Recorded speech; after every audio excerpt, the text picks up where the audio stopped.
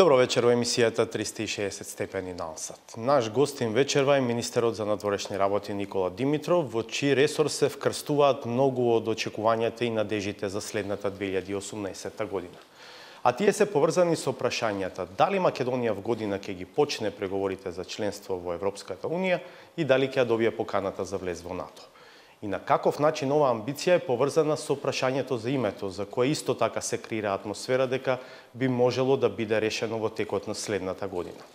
Со шефот на дипломатијата ќе разговараме за тоа што може да се заклучува од средбата на посредникот Метју Нимиц со преговарачите од двете земји во вторникот во Брисел и која е рамката за компромис со кој Македонија не би била понижена. Ќе го отвориме и прашањето за тоа дали динамиката на реформите ги следи роковите поставени од Брисел, а ќе зборуваме и за првите пукнатини во владината слика поврзани со последните промоции на суди во Судскиот совет.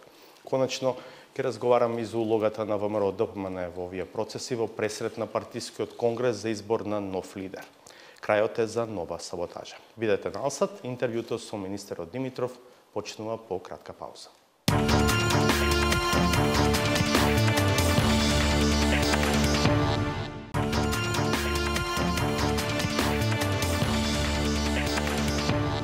Во 360 степени вечерва гостува министерот за надворешни работи Никола Димитров. Добро вечер, добре дојдовте. Се креира атмосфера дека 2018-та може да биде година на успех за Македонија. Еве сме на прагот, за 2 недели ќе дојде 2018-та. Дали се уште ве држи тој оптимизам? Апсолутно може да биде голема година на успех. Апсолутно има можност да се продреме конечно да направиме пробив, да ги отвориме вратите и во однос на Европската Унија и во однос на НАТО алијансата. А може ли да биде... Ако ме прашате дали сум оптимист, одговорот е веројатно една парафраза или цитат од Медлин Олбрайт. Оптимист со известни грижи. А може на крај да се случи 2018 да биде и година на разочарување? Мислам дека затоа е важно колку што е можно повеќе да бидеме отворени. Ние на некој начин и во нашата надворешна политика се залагаме за искреност и отвореност и во делот на односи со соседите, и тоа е пораката што ја упатуваме кон Европската комисија, дека треба да биде отворена и искрена и да не фали каде што има за фалење и да не критикува каде што има грешка и простор за критика. И мислам дека, бидејќи е многу важно ова прашање, треба да бидеме отворени и со јавноста во вакви дебати и за да избегнеме разочарување. Надеж секогаш има.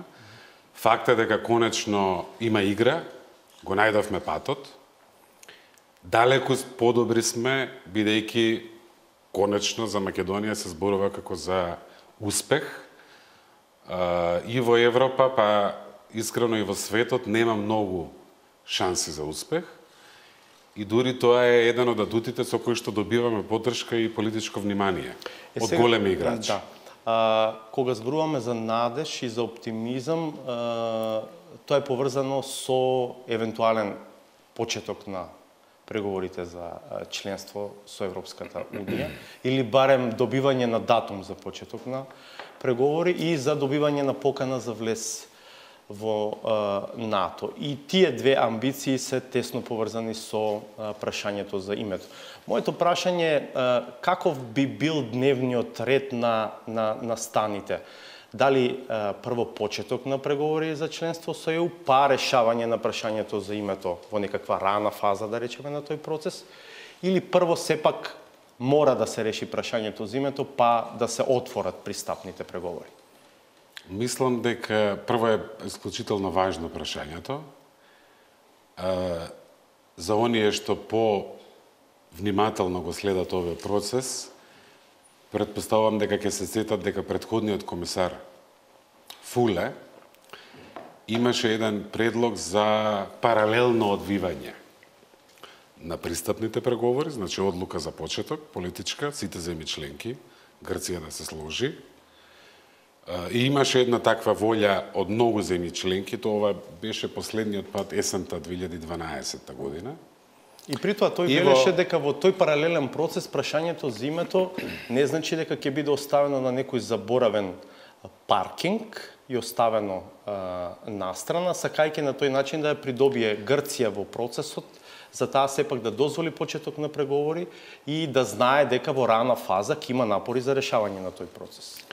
Во принцип не може децидно да се даде одговор, бидејќи има известни прашалници. Тие зависат делумно од нас, делумно од Грција, пред се, меѓутоа и од другите земји членки и како ќе се постават главните чинители во процесот, меѓу кои Европската комисија и така натаму.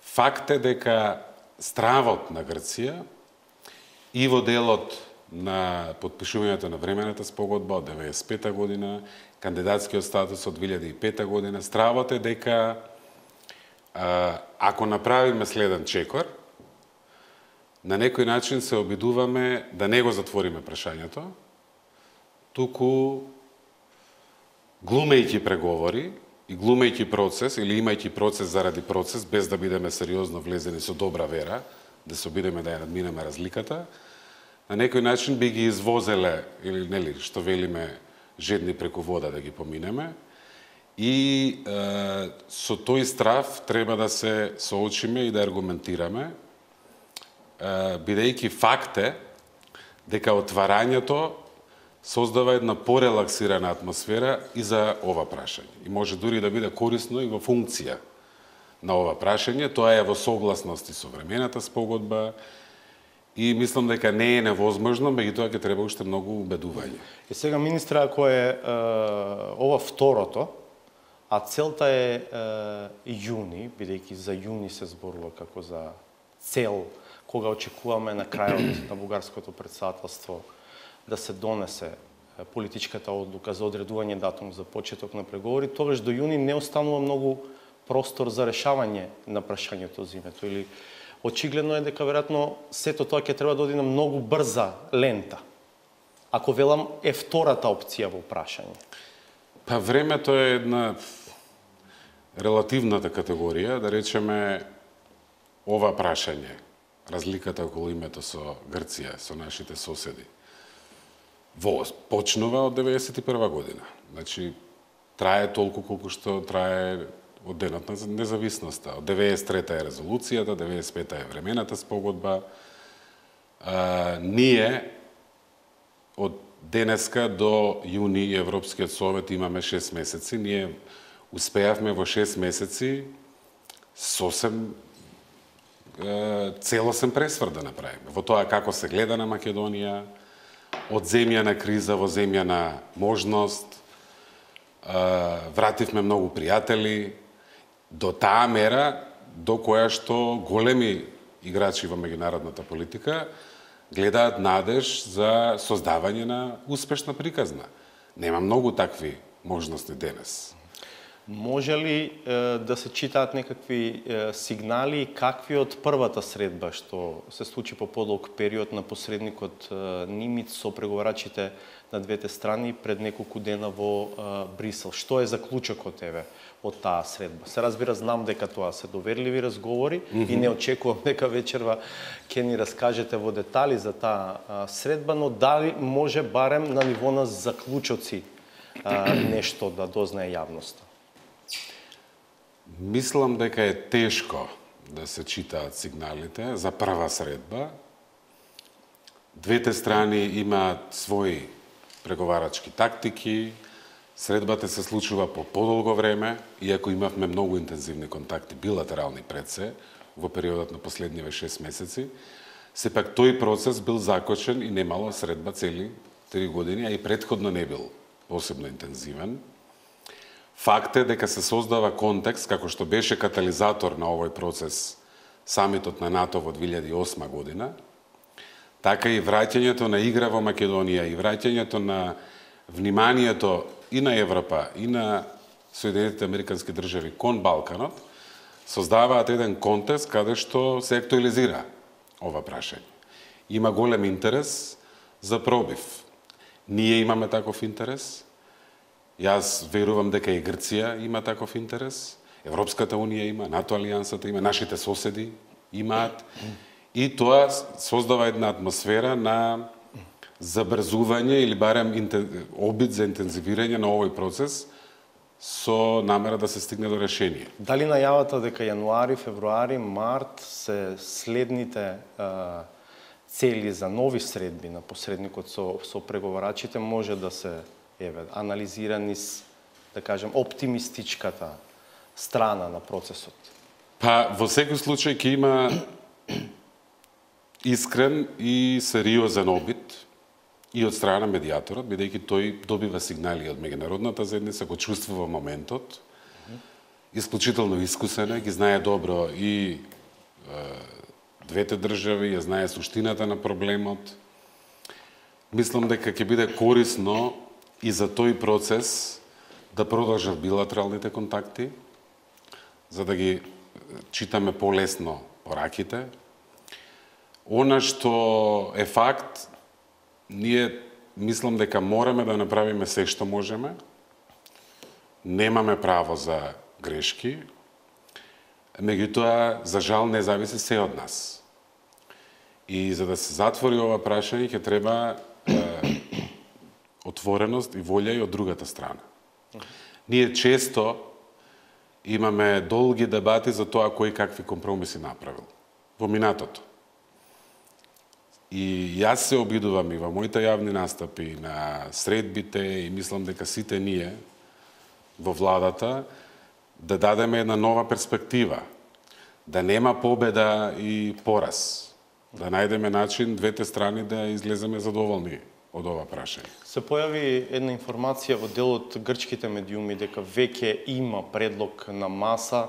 Таму беше спомнато сложеното име Нова Македонија. Има нешто конкретно на вистина што е на маса? Нема ништо на маса.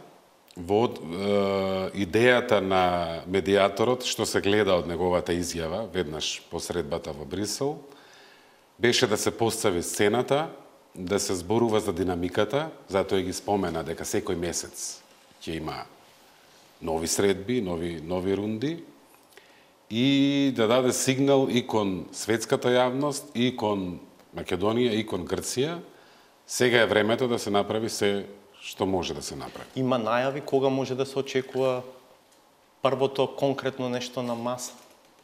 Па со оглед на зборувавме за категоријата време, 6 месеци, штом почувствува доволно сигнали за тоа каде сме ние, каде е Атина, штом ќе процени што е тоа што може да биде предмет за подетални и посуштински разговори, тука ќе има една дилема дали да излезе со рамка, која што ќе биде флексибилна и која што можеби ќе ги одреди елементите, а можеби потоа може да се дополнува, или дури да ги нотира различните позиции на двете страни, или ќе излезе со нешто во пофинална форма, кое што би било документ што ќе врши посилен притисок, меѓутоа со повисок ризик, бидејќи одбивањето на една од страните може да предизвика негативна динамика. И потоа ќе треба време процесот повторно да се и врати и да се обнови. Тоа е главно зависи од неговата проценка, од атмосферата, од сигналите и така натаму. Од оваа прва средба мислам дека целта е постигната, процесот е започнат, тонот е поставен, динамиката е поставена и неговиот повик дека треба да има сериозен обид. И јас сум убеден и се од наша страна и во рамките на нашите можности ќе направиме за да се вложиме во ова, независно што се работи за многу деликатно прашање, кое што носи огромна политичка одговорност, меѓутоа и неправењето се исто така носи огромна политичка одговорност со оглед на влогот што Македонија го има во ова прашање. Да. Што е евентуалното решение кое што може да биде сепак прифатено по уште една пауза? Благодарам за сега. Ве поканувам да бидете назад.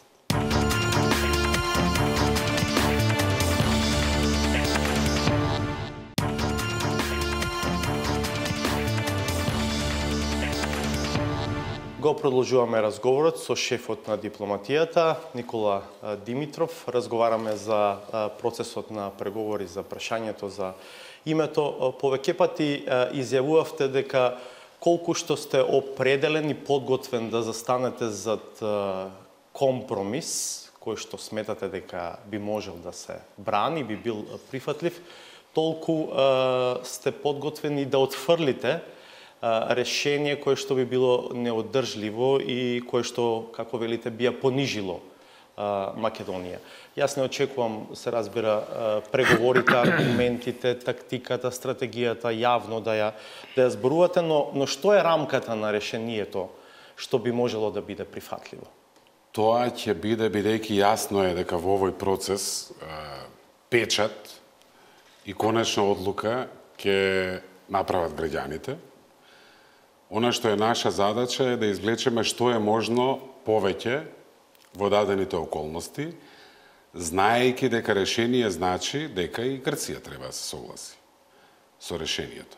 Мислам дека е исклучително важно да се покрие стравот дека од поминувањето на линијата, која што значи решение, надминување на разликата околу името со Грција, на некој начин ќе биде загрозен идентитетот на македонците. Мислам дека тој страв мора да се покрие и има повеќе начини како може тој страв да се покрие. Сега да ве прашам, не можеме да влеземе во решение што ќе го остави тој страв. И има разли начини како тоа се направи. Сега, кога медијаторот го прашувате дали идентитетот на етничките македонци е дел од овој процес, тој секогаш децидно вели не. Но кога го прашувате зошто вашите предлог пакет решенија содржат одредници за јазикот, одредници за државјанството кои што некои го доведуваат во врска со етничкото потекло на дел од граѓаните на оваа земја, тој тоа го сведува на технички аспект, на формулар кој што за секоја земја треба да се пополни и да го има во рамките на Обединетите нации. Прво, самиот факт, предметот на оваа разлика, на овој спор, името наше, самото тоа имплицира и прави простор за овој страв.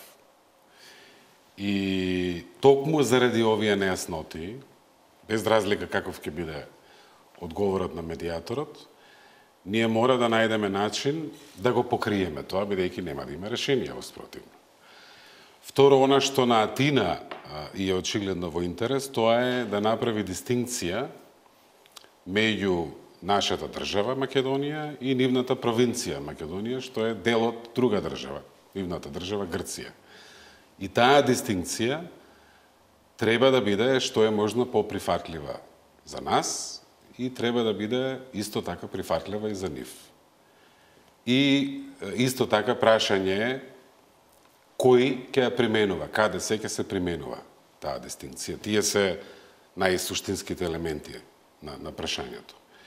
И она што е важно е ние и Република Македонија и Република Грција да најдат начин ова да го затворат така што ќе ги покријат клучните интереси и на другата страна.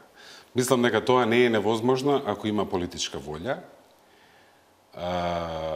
и се надевам дека таква политичка волја ќе се верифицира на некој начин и низ процесот што го води медијаторот Нимец. Но сепак сметате дека има и идентитетски одредници кои што би биле опфатени со тој евентуален пакет решение?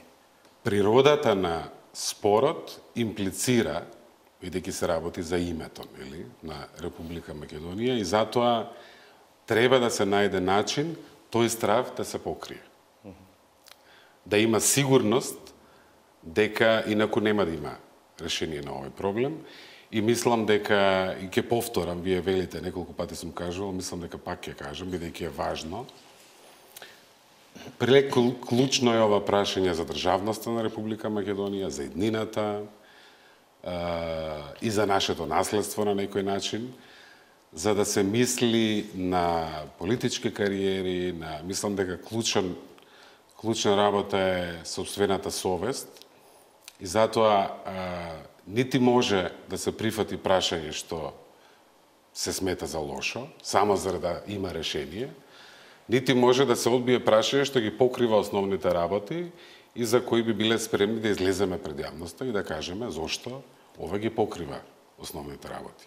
Исто така е многу важно да се знае дека нерешавањето на прашањето создава една неизвестност, бидејќи важно е за државноста на Република Македонија, за зацврстувањето, за стабилноста, за просперитетот, за еднината, да ги отвориме овие врати. И вратата на Европската Унија, и вратата на НАТО алијансата. Тепајки се со Грција, нема да успееме, ние на некој начин тоа го пробавме, изминатите години, бидејќи за членувањето значи дека утре ќе седиме на иста маса, ќе станеме сојузници и ние мора да најдеме начин Грција да сака да не види внатре.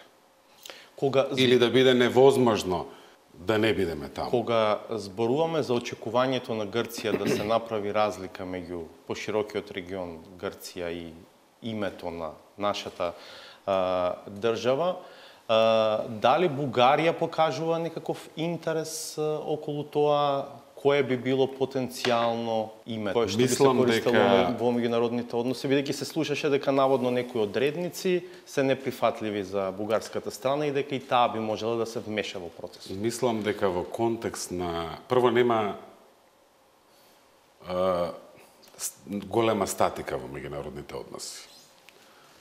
Се менуваат нештата, се менуваат односите. Ние имаме неверојатен пресврт во нашите односи со Бугарија.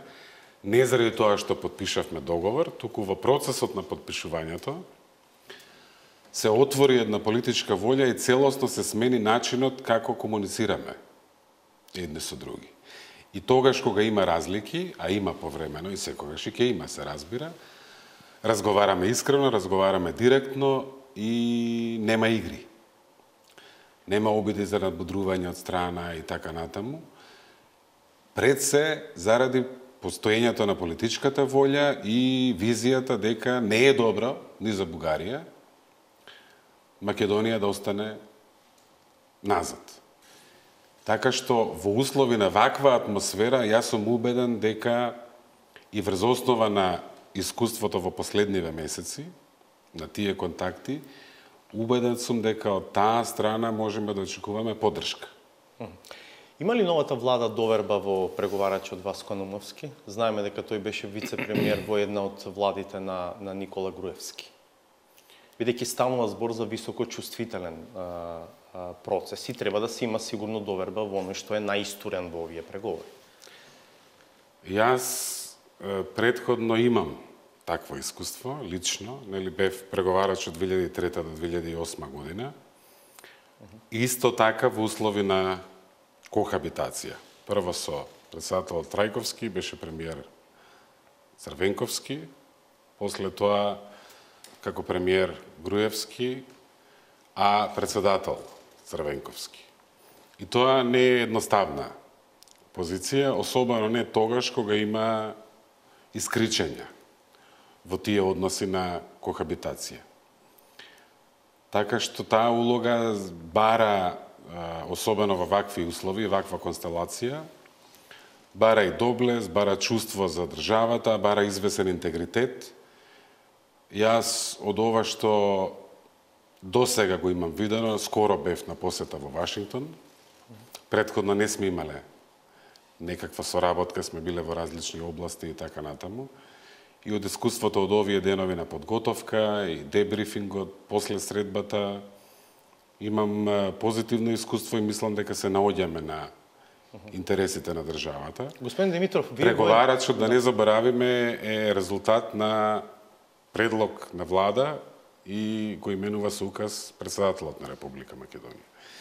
И на некој начин и таа процедура не е случајна. Процедурата укажува на потребата да има национален консензус. Институциите да работат заедно. Вие во еден период од овој процес кога бевте преговарач го добивте до вас Мартин Протугер. Сега видовме дека дипломатот МНР беше заедно со Наумовски. Дали е ова обид за дополнително да се обезбеди доверба во преговарачот и во процесот? Ова беше договор меѓу двете страни, да има и искусни дипломати во тимот, за да се олесни комуникацијата, известувањето и така натаму, така што не беше таму нашиот дипломат со ваков мотив. Мислам дека многу тешко се гради доверба ако се почнува со голем сомнеж и со голема скепса. Така што тоа ќе беше повеќе резултат на договор. Да. Меѓу двете страни. Можно ли е во еден момент преговорите да се кренат на повисоко ниво? Може би на ниво на министри или во една фаза може би на ниво на премиери? Доколку оди напред и како се зголемува шансата да се надмине разликата, така ќе се зголемува и нивото. Бидејќи што повисоко одиме, тоа поголем одлучувачки простор имаат и министрите, и се разбира премиерите, така што апсолутно не е исклучено во момент кога ќе се оцени дека тоа ќе биде корисно. Можно ли е во овој процес да помагаат дополнителни, така наречени мерки на градење доверба, ако под тоа го подведеме евентуалното преименување на аеродромот, евентуално на автопатот, се размислували во таа насока во владата? Ние имаме цел пакет мерки, кои што дел се спроведуваат, дел се најавени. Република Македонија имаше своји предлози за мерки за градење доверба уште во 2007 година, на почетокот, на една средба што се одржа во Охрид со медијаторот Нимиц. Разговаравме на средбата во Солун, имавме и билатерална со министерот Коцијас, разговаравме како да најдеме области каде што нема разлики и немаме спорови и да ги искористиме тие области да создадеме позитивна клима. Да покажеме дека можеме да бидеме пријатели и да учиме да бидеме како да бидеме сојузници, бидејќи во иднина треба да бидеме и сојузници. Мислам дека најавата на еден чекор или друг чекор, мислам дека е прво, јас не кријам воопшто и неколку пати го имам тоа, јас како граѓанин сум убеден дека целата политика на антиквизација беше штетна не само надворешно политички, туку и пораките кон нас самите се збунувачки. И мислам дека нациите во Европа како категорија на 19 век, може би 18, 20 и така натаму, многу е теоретски невозможно да се проектира 2300 години наназад или 2000 години или 1000 години наназад. Не држи. Од било чија страна може да доаѓа тоа, меѓутоа не држи. Тоа беше еден вид клоцање или израз на немоќ. Факт е дека ова е тежок проблем. Факт е дека во принцип не би требало да не се случува.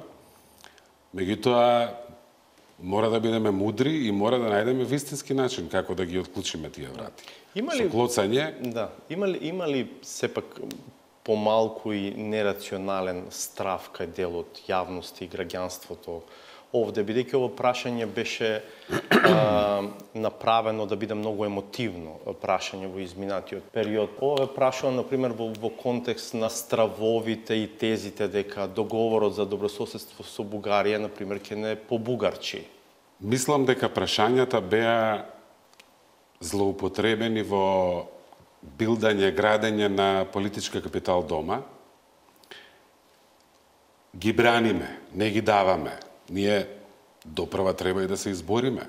Ја не знам како се навикнуваме на привремената референца на Обединетите нации поранешна Југословенска република Македонија. Меѓутоа јас на многу состаноци морам да седам со таква табла. И во Европската унија, и во Обединени, и не само јас, и многу сите мои претходници и повисоки. И многу пати да ја слушате дури и кратенката која што ништо не значи. Или кратенката, па дали ќе одговорам, како ќе одговорам, во зависност од контекстот и атмосферата и така натаму. Мислам дека беше многу злоупотребено и има една изградена виртуелен еден страв на некој начин. Истовремено на штета на многу суштински државни интереси. На штета на зацврстување на државност. Јас ги покрив практично сите земји членки, освен Кипар, со средби, зборувајќи за Европската Унија. Видов многу прогрес. Балтичките земји се ги средиле општествата, просечната плата во Естонија е негде 1100-1200 евра, во Латвија е некаде 900-1000, во Литванија е 800-900. Самиот премиер Борисов за Бугарија вели целиот прогрес во Бугарија или огромен дел од нашиот напредок го должиме на нашите европски пријатели. Сите патишта, фактот дека имаме чисти реки, бидејќи има филтри и така натаму. Сакам да кажам, ние играјќи, кладајќи се или вложувајќи во стравот на загрозеност и на сите се против нас, светот е против нас, заговори и така натаму, создадовме една ситуација на немање излез, во која, за жал, брутално била цица на државата. Односно граѓаните, бидејќи државата се граѓаните, тоа не е некоја фиктивна категорија. Да. Што го чувме преку кризата и бомбите. Така е. Има ли најави за вклучување на трети страни во овој процес? Што е со улогата на Русија? Имате ли контакти со опозицијата? За овие прашања ќе разговараме по уште една пауза. Бидете и понатаму на осад.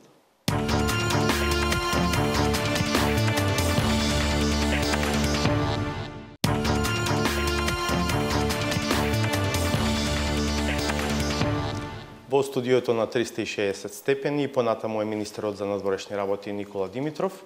Бевте во Соединетите Американски држави, имавте таму средба и со државниот секретар Тилерсон, потоа бевте во Германија, станува збор за две исклучително важни држави во однос на амбицијата што има нашата земја. Со какво искуство доаѓате? Охрабрен сум и од двете средби. Тоа што се обидуваме да го проектираме, дека во услови кога има разни предизвици демократијата во светот, ние успеавме да се создадеме со известна поддршка, меѓутоа главно на рамото на граѓаните на Република Македонија, втора шанса да си ја изградиме државата по терк како што сакаме да не биде. Македонија денеска не е тајна, имаше и официјални изјави. За Вашингтон, најдобрата вест во 2017 година е новото лице на Република Македонија. Надежта се случи со политичката промена. Додека најтемната вест е 27 април, нападот врз собранието. Ова создава подлога, бидејќи очигледна искреност гледаат, и не само во владата, ова што се случи, да речеме, последни денови со Државната изборна комисија, исто така покажува дека денес нашето општество нема многу толеранција за глупости и за грешки. И тоа за нив е една огромна шанса да создадат успех. Не беше доволно и не е доволно да се стопира криза, треба да ни помогнат да влеземе, да ја поминеме таа линија на сигурност. Каква е улогата на Русија во овие процеси? Не е тајна, тоа е меѓу другото и јасно кажано во објавена стратегија за национална безбедност од пред 2 или 3 години на Руската Федерација, дека не гледаат благонаклоно на проширувањето на НАТО. Меѓутоа, она што е важно е и исклучително како базичен принцип, дека таа одлука е наша одлука. Врз основа на граѓаните кои што во огромно мнозинство сакаат да ја видат Република Македонија како членка во НАТО и во голем дел сите политички субјекти имаат таква цел во своите програми партиски. И тоа е една од првите декларации на Собранието на Република Македонија од раните 90-ти, е токму тоа. И важно е ние во ова да се поставиме на начин што јасно и недвосмислено ќе укаже дека патот на Република Македонија е кон НАТО, и исто така да изразиме отвореност и со Руската Федерација и со сите други држави кои што не се во таа алијанса, желба и спремност за соработка, согласно интересите и така натаму. Не се работи за кого сакаме, кого не сакаме, се работи за уверување дека таква Македонија каква што сакаме да имаме е полесно ако бидеме дел од алијансата. Може би Русија не може директно да влијае на одлуките на Република Македонија, но може ли индиректно да попречува дел од тие процеси? Например, јавна тајна е дека актуелната владеачка партија во Грција важи за проруски ориентирана. Може би е претешко, нели, ова квалификување, но важи за структура која што има и руски врски. Ние се обидуваме да не бидат спротиставени овие параметри. И во дипломатски канали и во јавни изјави постојано повторуваме таа порака. Ние имаме известна културна блискост со некаква си, нели, со традиционално на некој начин и така натаму. Немаме интерес да имаме негативни односи со важните земји во светот и со неважните земји. Сите ни се важни и колку повеќе се обидуваме со ваков пријат и со искреност, мислам дека толку помали ќе бидат шансите за некаква сериозна и така погруба борба за да не спречат во нашите цели. Мислам дека тоа главно ќе ни помага. Да, важен е и внатрешно-политичкиот консензус и тука пред се улогата на ВМРО ДПМН. Имате ли контакти со главната опозицијска партија во однос на овие надворешно-политички приоритети, а поврзани со нив и во врска со реформската агенда која што очекува државава дома? Се појави едно индикативно интервју на премиерот Заев во кое што тврдеше дека владата ја има за партнер ВМРО ДПМН во однос на прашањето за името. Точно е тоа? Мислам дека Македонија како држава ќе биде многу поцврста и поубедлива и посилна ако за крупните прашања најдеме начин да бидеме заедно. Сите сакаме да зачекориме кон членство во Европската Унија, да ги користиме кохезивните фондови, да ги отвориме перспективите за младите луѓе, да бидат оптимисти каде ќе биде Македонија за 5 или за 10 години. Сите сакаме да се зацврстиме со членството во НАТО и по прашањето на разликата околу името со Грција исто така ќе бидеме посилни ако сме заедно и ако имаме државнички, честни и отворени разговори. Проблемот, како што е проблем и во однос на реформите, каде што се судира не само жетта, јас би рекол предусловот за нашата државност по ваква криза е епилогот на одговорноста. И принципот на одговорноста се судира со желбата за политичка инклузивност. Сите да бидат во процесот што ќе учествуваат во работата на Собранието, ќе дебатираат, не мора да гласаат за сите реформи, меѓутоа ќе има еден конструктивен приод. И тоа е јасно видливо сега со одговорноста за 27 април, настан што беше многу темен, што беше насилство врз уставниот поредок и кој што ја ризикуваше државноста на Македонија и стабилноста на Македонија. И сега, ако нема одговорност за таков настан, за да има соработка за еден закон или за друг закон, тогаш за какви ние реформи, ако нема одговорност, како ќе разговараме воопшто за владење на правото? Ако правото не се применува за нешто што сите го видовме на телевизија.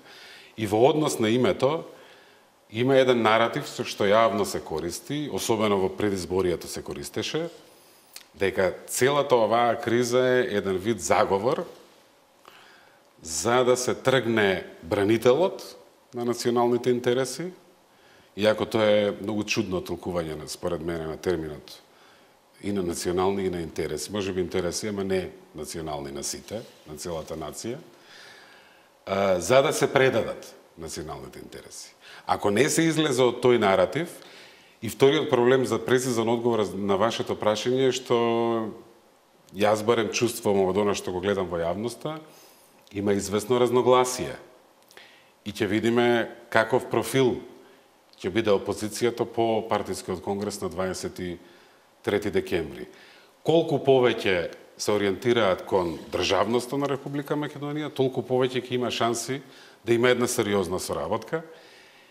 Ние имавме одлука по координацијата со преговарачот, да воспоставиме контакт со представник на опозицијата и да ги пренесеме очекувањата и сигналите што имаме намера да ги пратиме во Брисел. Се случи тоа? И тоа го направивме викендот пред да биде средбата. Не би сакал, може би, премногу детали, имиња и така натаму. Но пренесени се пораките. Пораката беше пренесена многу честно и многу отворено. Кои се очекувањата и какви се сигналите што сакаме да ги пратиме до медијаторот Нимиц и до другата страна. Полека привршуваме, но не сакам да го скокнам прашањето за реформите, кое што е тесно поврзано со оваа амбиција на државата. Европската комисија постави неформални рокови во врска со задачите за кои што очекува да бидат исполнети. Еден таков рок беше прво средина на декември, па сега средина на јануари. Дел од тие задачи се исполнети, но дел не се. И сега, зошто работите се оставаат за во 5 до 12? Апсолутно, ние голем дел од овој разговор го искористивме за прашањето за името и тој огромен предизвик. Меѓутоа, не сме да се заборави дека колку сме ние поочигледен кандидат. Колку е повеќе неспорно дека Република Македонија прави крупни чекори кон независно судство. Медиумската ситуација, колку е сменета, колку е отворена, колку има дебати, какво влијание имаат граѓаните, активните граѓани, цивилното општество и така натаму. Сериозно ли сакаме да направиме реформа на системот за прислушкување или не сакаме? Колку сме ние поискрени и поконкретни во реалноста, тоа ќе биде потешко некој да не застане заради трето прашање. И затоа овие два процеса се исклучително поврзани. Мислам дека имаше и објективни проблеми, толку многу дебата имаше за да се отповика или да се замени претходниот главен јавен обвинител.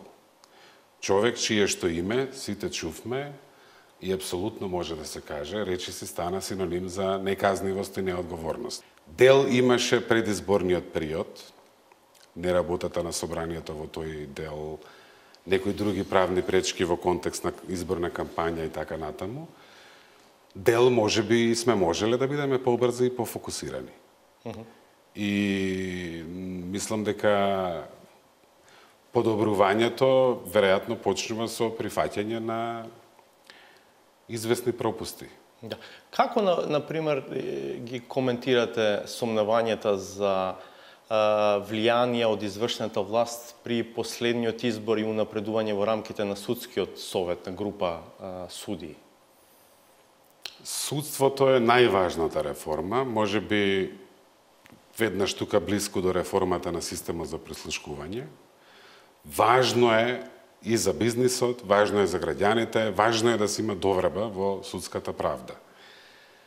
Мислам дека проблемот на Македонија е што од една страна знаеме, и такви се советите и од Европската комисија, па и Прибе, со кого што имав чест сега да се видам кога бев во Германија, дека политичката интервенција во системот не смее да биде предлабока. Тоа е сугестијата на некој начин. Они велат, таму имате луѓе кои што си ја знаат работата. Работата е да се тргне контролата и да се организира системот така што ќе промовира интегритет и лична одговорност. и нема да бидат сите под капата на силните позиции на председатели на судови, на извршната власт и така натаму. Судскиот совет, срцето, академијата, како да биде пофункционална, како да биде вистина филтр кој што ќе праќа квалитетни кадрите. Значи, имаме сугестија да не одиме многу длабоко и затоа ќе треба со хируршка прецизност и со многу мудрост. И не смееме да се дозволиме грешки, бидејќи во моментот кога нашата јавност, пред се нашите граѓани, а потоа Европската комисија и земјите членки, ако помислат дека наместо независно судство се обидуваме да правиме сега па наши луѓе, тогаш шансата ќе ни бледнее. И мислам дека тука треба многу, иако немам доволно факти, видов дел, вие зборувавте за тоа во ваши емисии, во други медиуми. Многу е важно да бидеме искрени и честни во однос, особено во делот на судството, меѓутоа судството е многу тешко да го реформира само политиката. Тоа беше со еден многу честен, со висок интегритет експерт, неодамна разговор. Главната промена во судството мора да дојде од судството. Тука е предизвикот. Да, слушаме коментари деновиве дека во ситуација на отсуство на интегритет веројатно ни се случува еден процес на сончогледово вртање на делот тие луѓе, што исто така не е добро. Ако веќе зборуваме за потребата тој систем да почне да гради еден собствен интегритет и да покажува резистенција од влијанието од надвор. Ние сите имаме шанса за растење. И ако ја научиме таа лекција искрено и целосно, ако ја примиме, лекцијата на кризата, бидејќи соголем беше проблемот во нашиот систем и општество, можеме да си направиме многу убава иднина. И ако ми дозволите, јас би завршил со тој оптимизам, со грижи, со кој што на некој начин почнавме. Мислам дека Македонија е далеку од таму каде што беше во подобра смисла. Во 6 месеци отворивме целосно, создадовме многу различна ситуација. Исто така сме далеко од таму каде што сакаме да бидеме, меѓутоа знаеме каде сакаме да одиме, знаеме каков е патот и по тој пат создадовме сили или групации во општеството кои што не толерираат грешки. Ги имаме сите состојки да стигнеме до целта. Благодарам што вечерва бевте дел од 360. Благодарам на поканата. Ве поканувам до крај да ја одгледаме и саботажата.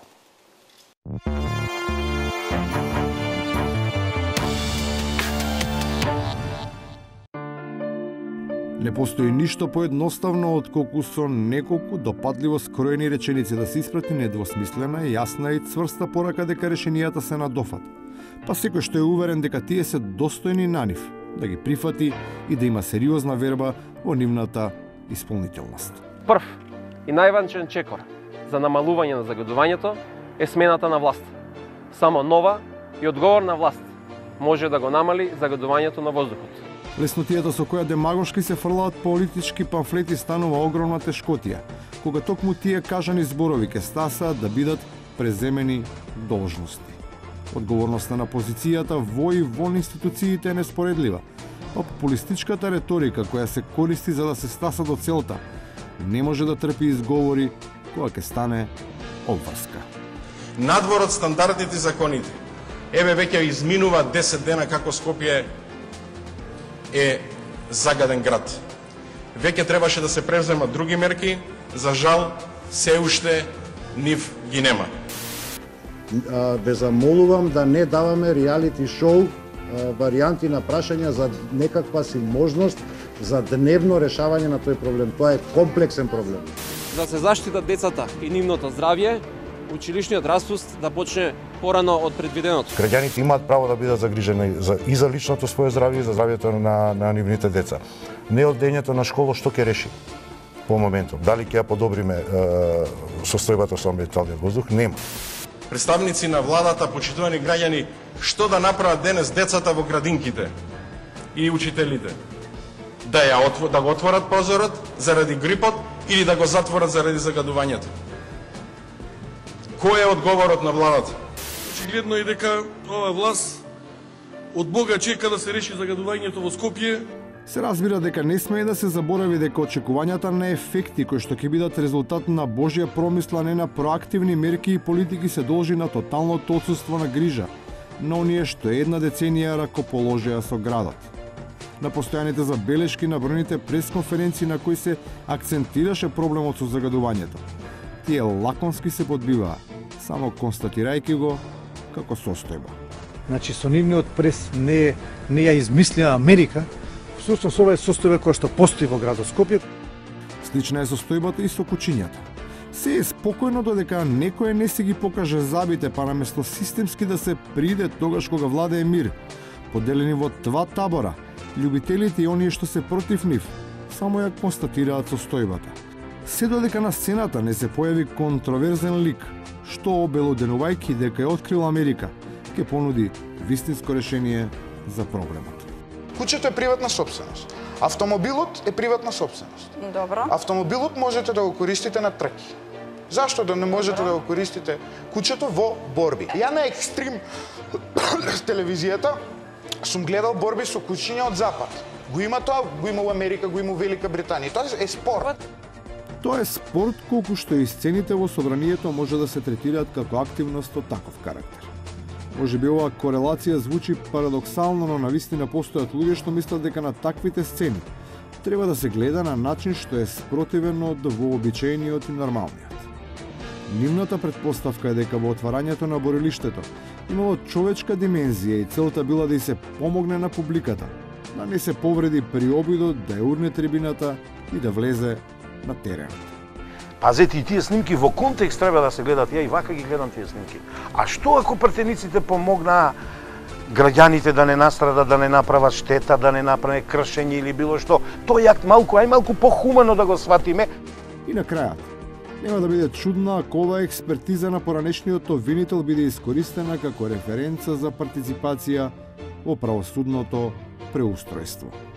Она што е загрижувачко е што комисиите и експертите кои се предложени од таа бирократска структура да ги работат новите закони, се истите тие луѓе кои ги правеа реформите во времето на ВМРО-ДПМН. За нештата да трнат напред, потребен е дисконтинуитет со претходните лоши политики. И тоа драматичен. Се друго е фарса. Во континуитет. Толку за вечера. Благодарам што бевте со нас. Се гледаме повторно в понеделник од 22:30. Пријатно.